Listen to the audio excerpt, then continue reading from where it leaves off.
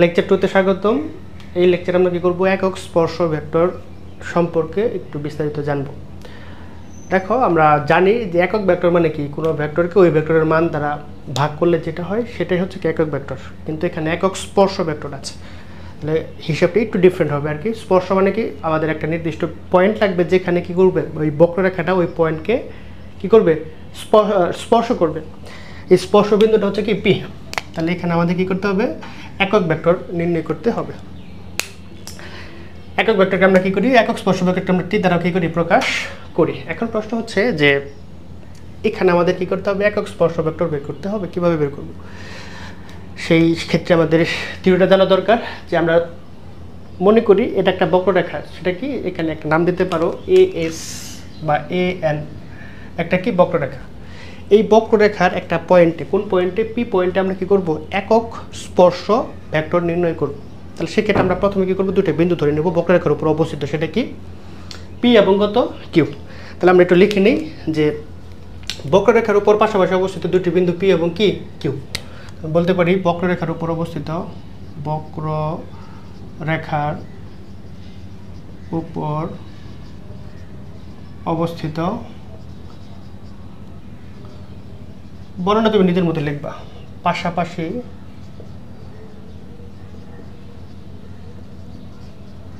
দুটি বিন্দু P O Q নেই। ওকে, আচ্ছা। এখন আমাদের যে একটা বক্ররেখা নিলাম, এর নাম দিলাম পি এবং কত কিউ। তাহলে তাকে কি করতে হবে, মূল বিন্দু থেকে তার অবশ্যই কি করতে হবে, একটা তুলনা করতে হবে বা দূরত্ব নির্ণয় করতে হবে। সেক্ষেত্রে একটা মূল বিন্দু দিলাম কত, ও। তাহলে কত হবে, এটা ও পি, এটা কত হবে, ও কিউ। যেহেতু এটা বক্ররেখা, সেক্ষেত্রে আমাদের কী করতে হবে, এখানে আমাদের একটা ত্রিভুজ কল্পনা করতে হবে। তাহলে এটা কী হয়ে যাবে, এটা হবে চাপ, আর এটা হবে কি আমাদের, এটা যদি পূর্ণ করি তাহলে এটা কি একটা বৃত্তের জ্যা হবে অবশ্যই। সেই সাথে ও পি কেউ একটা ত্রিভুজ হবে। বেশ কয়েকটা কনসেপ্ট এখানে একসাথে কাজ করবে। তাহলে দেখো, এই কথাগুলো আমি এখানে লিখবো। তাহলে কি মূলবিন্দু ও হতে কি দূরত্ব ও পি এবং কত ও কিউ কী করতে হবে, আমাদের অবস্থান ভেক্টর বের করতে হবে। সেই অবস্থান ভেক্টরের ভ্যালু কত, সেটা আমাদের কী করতে হবে, লিখতে হবে। তাহলে এখানে দাঁড়িয়ে লিখবো যে মূলবিন্দু ও এর সাপেক্ষে, মূলবিন্দু ও এর সাপেক্ষে পি ও কিউ এর অবস্থান ভেক্টর, অবস্থান ভেক্টর। তাহলে পি এর অবস্থান ভেক্টর ধরলাম আর, এবং কিউ এর অবস্থান ধরলাম কত, আর প্লাস ডেল আর। ওকে, আচ্ছা। এখন আমাদের দেখো এই ত্রিভুজের ক্ষেত্রে দেখো, আমি মূলবিন্দুর সাপেক্ষে, আমি এখনো আঁকাইনি, মূলবিন্দুর সাপেক্ষে ও পি এবং ও কিউ এর কি অবস্থান ভেক্টর ধরলাম, একটা ধরলাম আর, একটা কি আর প্লাস ডেল আর। ওকে, আচ্ছা। এখন আমাদের কাজ হচ্ছে, আমি যদি এখানে লম্ব অঙ্কন করি, পি কিউ লম্ব অঙ্কন করি, তাহলে আমাদের কি একটা ত্রিভুজ পেয়ে যাব না। সেই ত্রিভুজ থেকে আমরা কি করব, ত্রিভুজ বিধি অনুসারে ত্রিভুজের যে কোনো দুই বাহুর যোগফলকে তৃতীয় বাহুর, আমরা ত্রিভুজ ভেক্টর ত্রিভুজ বিধি কি বলে, যে এ বি সি, তুমি সিতে পৌঁছাইবা। তাহলে এ থেকে সি ডিরেক্ট যেতে পারো, অথবা এ থেকে প্রথমে বি, তারপর বি থেকে সিতে যেতে পারো, একই কথা। উদ্দেশ্য হচ্ছে কোথায়, আমার সিতে যাওয়া। তাহলে আমি বলতে পারি ও সি যে কথা, A B vector plus BC vector কী কথা, একই কথা। কারণ আমার উদ্দেশ্য আমি ডিরেক্টও যেতে পারি, অথবা এদিকে ঘুরেও যেতে পারি। বোঝা গেল? আচ্ছা, এখন তাহলে আমরা বুঝলাম। এখন আমাদের কী করতে হবে, এর অবস্থান ভেক্টরটা লিখতে হবে। তাই লিখেই দিই। তাহলে আমি বলতে পারি ওপি সমান আর, ও কিউ সমান কত হবে, আর প্লাস ডেল আর। ওকে, তাহলে আমি বলতে পারি সুতরাং ওপি সমান আর কি, ও কিউ সমান আর প্লাস ডেল আর। এখন আমি যদি ত্রিভুজটা কল্পনা করি, লম্ব আঁকার পর যদি ত্রিভুজ কল্পনা করি, তাহলে কত হবে, ত্রিভুজ ও পি কিউ এ, ও পি যে ও কিউ যে কথা, O P plus P Q কি কথা, কি কথা। তাই আমি বলতে পারি ত্রিভুজ ও পি কিউ হতে পাই, মানে অবস্থান ভেক্টর। প্রথমে আমরা অবস্থান ভেক্টর নিয়ে হিসাব করবো, তারপর আমরা চাপ নিয়ে হিসাব করবো। কি পাই, যে ও কিউ ভেক্টর, এই যে ও কিউ ভেক্টর যে কথা, O P plus P Q vector কি একই কথা, O P vector plus P Q vector একই কথা। তাহলে আমাদের কি লাগবে, পি কিউ এর মানটা লাগবে। আমি বলতে পারি পি কিউ ভেক্টর সমান কত হবে, এটা বেশি মাইনাস হয়ে যাবে। তাহলে O Q minus P Q, ওপি সমান, ওকে আমি ভুল লিখেছি, এখানে হবে ওপি, ওপি না সরি, আমাদের কিসের মান লাগবে, পি কিউ এর মান লাগবে। পি কিউ সমান কত হবে, ও কিউ মাইনাস ওপি। তাহলে ও কিউ এর মান কত আছে, ও কিউ এর মান আর প্লাস ডেল আর, আর প্লাস ডেল আর মাইনাস ওপি এর ভ্যালু কত আছে আর ভেক্টর। তাহলে এই আর ভেক্টর কি যাচ্ছে, কাটা যাচ্ছে, তাহলে শুধু কি থাকবে, আমরা পাচ্ছি ডেল আর, বুঝছো কি না? তাহলে এই ভ্যালুটা কত পাচ্ছি, ডেল আর, এই যেখানে লিখে রাখছি, তাহলে এখানে কি পাচ্ছি আমরা, ডেল আর পাচ্ছি। ওকে, তাহলে আমাদের অবস্থান ভেক্টরের হিসাব শেষ, আমরা চাপ নিয়ে আলোচনা করব।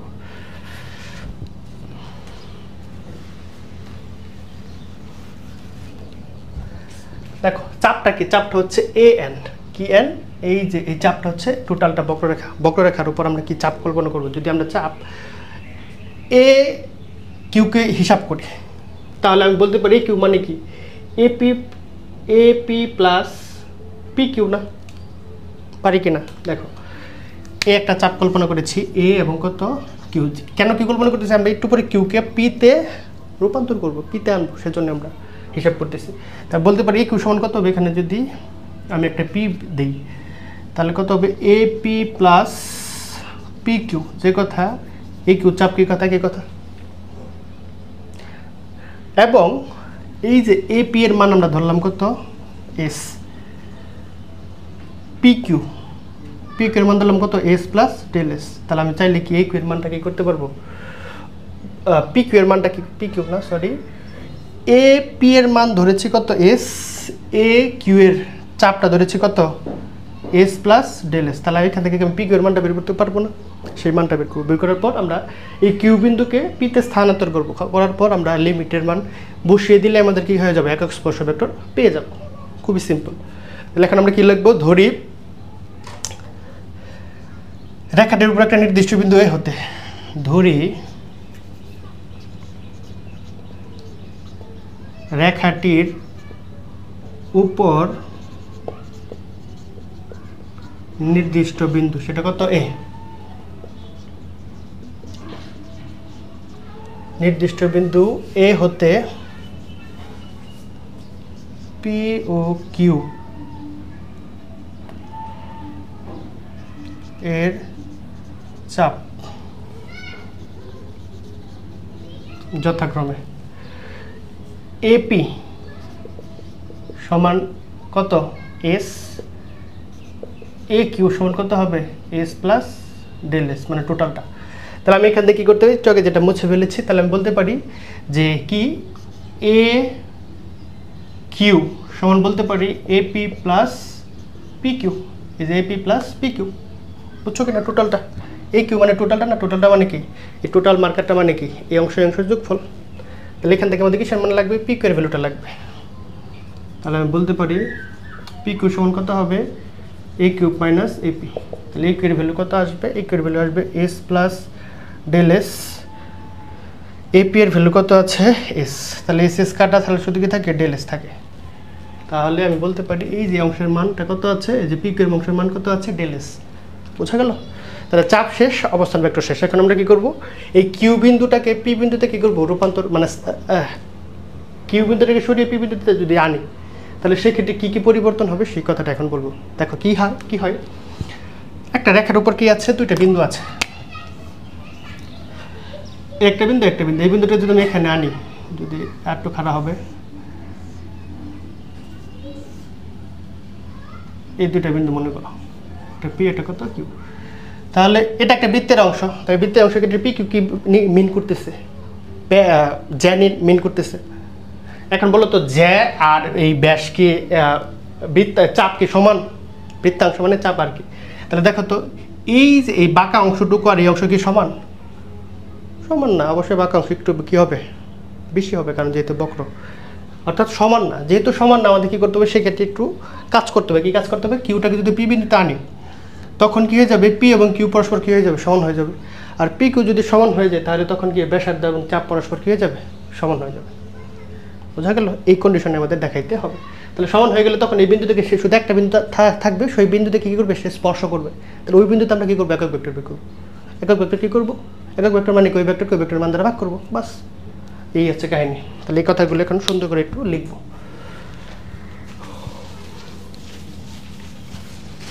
কি করবো এখন, কিউকে পিতে কি করবো, রূপান্তর করবো। তাহলে এটাই লিখবো, যখন কিউ টেন্ডস টু পি, মানে কি টেন্ডস টু পি মানে কি, কিউকে পি এর খুব কাছাকাছি যদি আনে, মানে দূরত্ব খুবই নগণ্য, অনেক দূরত্ব না, খুবই কাছাকাছি আনে, তাহলে একদম প্রায় কাছাকাছি মানে কি সমান হয়ে যাবে প্রায়। আর যদি সমান হয়ে যায় তখন কি হয়ে যাবে, আমাদের ব্যাসার্ধ এবং চাপ পরস্পর কি হয়ে যাবে, সমান হয়ে যাবে। এই কথাটা লিখবো এখন।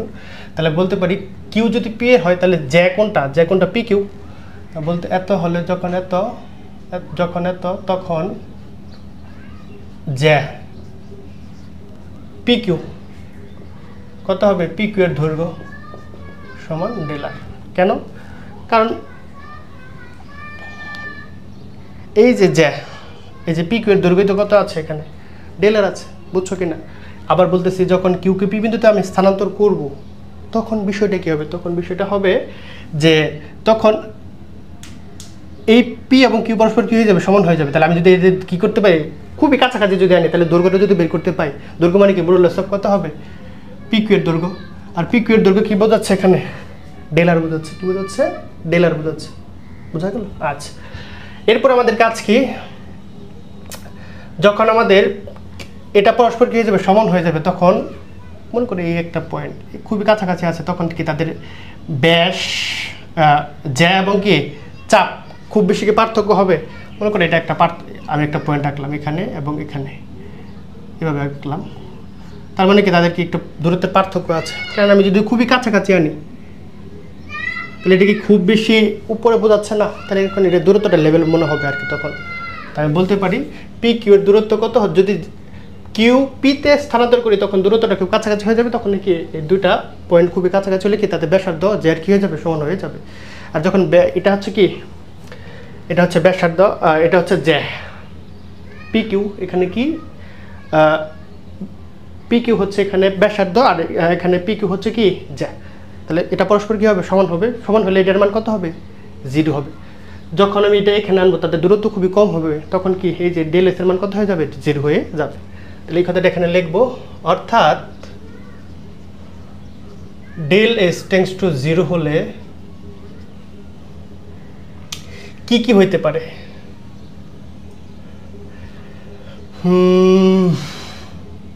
ডেল এক্স তাহলে এখানে হইতে পারে পি কিউ চাপ, পি আগে জ্যা সমান চাপ হবে, জ্যা পি কিউ সমান কত হবে, চাপ পি কিউ। সুতরাং লিমিট ডেল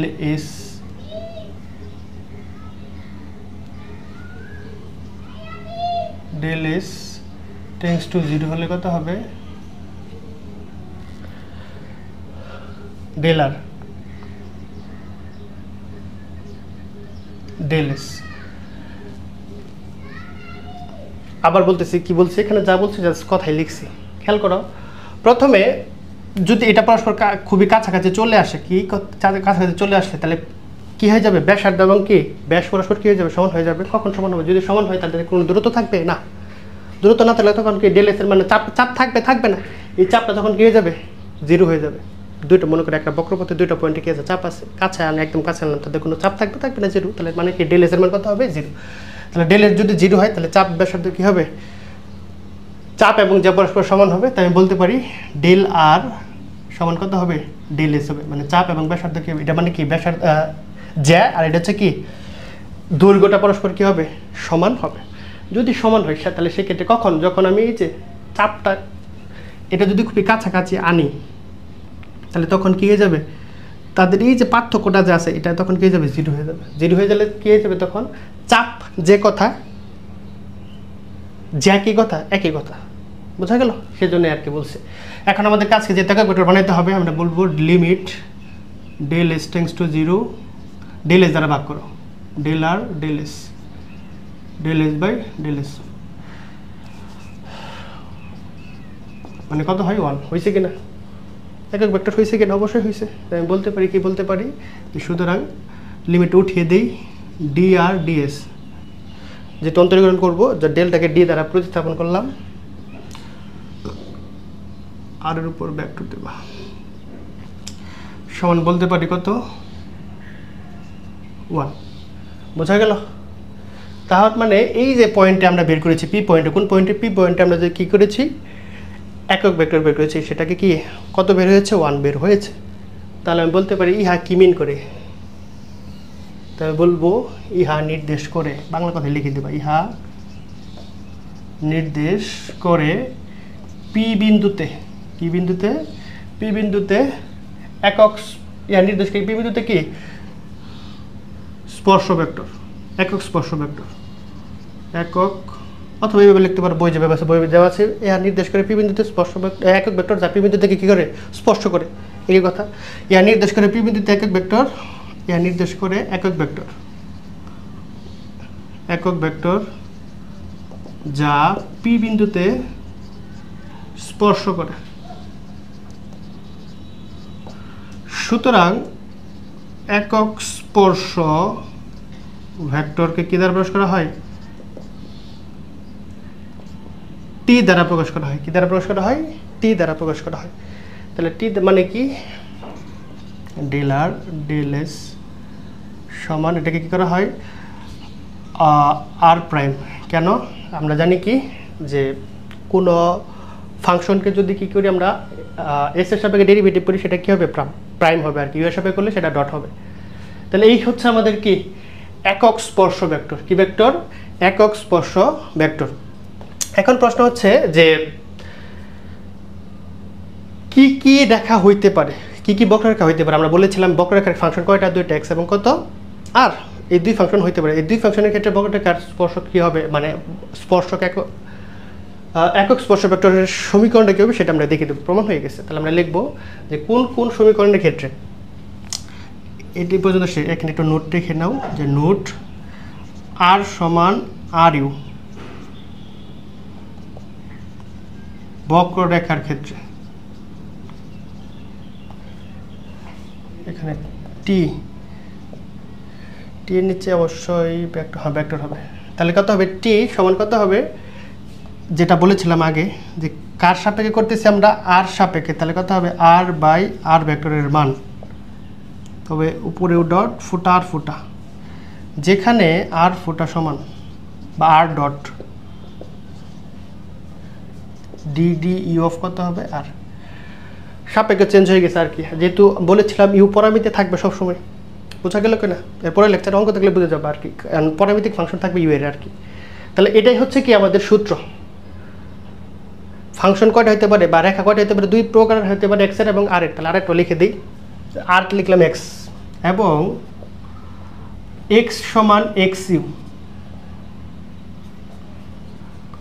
বক্ররেখার ক্ষেত্রে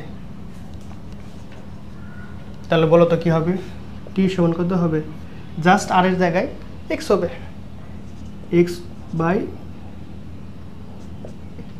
এক্স ভেক্টরের ডট বাই এক্স ভেক্টরের ডটের কি মান তাহলে বলো তো যেখানে কি হবে এক্স ভেক্টরের ডট কত হবে ডি ই অফ কত হবে এক্স এই আর কিছুই না তাহলে এই হচ্ছে আমাদের কি ভেক্টর একক স্পর্শ ভেক্টর এই সূত্র দিয়ে মূলত সূত্র এটাই আর কি সূত্র হচ্ছে এটাই এটা দিয়ে আমরা কি করব অঙ্ক করব এটা হইতে পারে এটা হইতে পারে ফাংশন হইতে পারলে কি যদি ফাংশন কি টি এর হয় তাহলে টি ভেক্টর বাই টি ভেক্টরের মান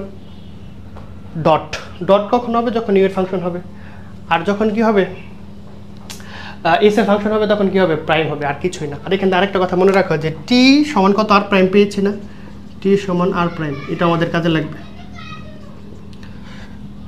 সেট ফ্রেন্ডের সূত্র প্রমাণের ক্ষেত্রে এটা কি লাগবে কাজে লাগবে এটা মনে রাখবা টি সমান কত আর প্রাইম বোঝা গেল তাহলে এই হচ্ছে আমাদের কথা যে যদি কোনো স্পেসে বক্ররেখার অবস্থান ভেক্টর একক স্পর্শ ভেক্টর বের করতে চাই তাহলে তার সূত্র হচ্ছে কি একক স্পর্শক ভেক্টর শেষকে টি দ্বারা প্রকাশ করা হয় যেখানে আর ভেক্টরের ডট বাই আর ভেক্টরের ডটের কি মান আরটা কি আরটা হচ্ছে ইউ এর সাপেক্ষে ডেরিভেটিভ বোঝা গেল এই হচ্ছে আমাদের লেকচার 2 লেকচার 3 তে আমরা কি করব এই সূত্র দিয়ে প্রবলেম সমাধান করব